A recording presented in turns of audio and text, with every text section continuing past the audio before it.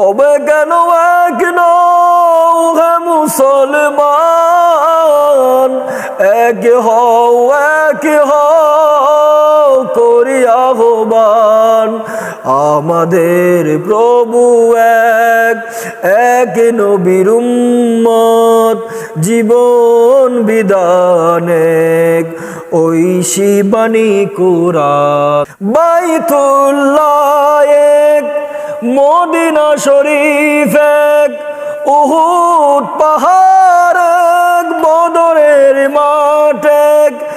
একটা তো জীবন, মরণ তো একটাই, একই সাথে মিলে মিশে একটাই প্রাণ।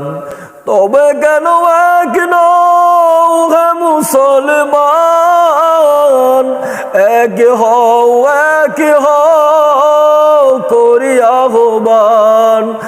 আমাদের প্রভু এক নবীর উম্মত, জীবন বিধান এক, ঐশী বাণী কুরআন।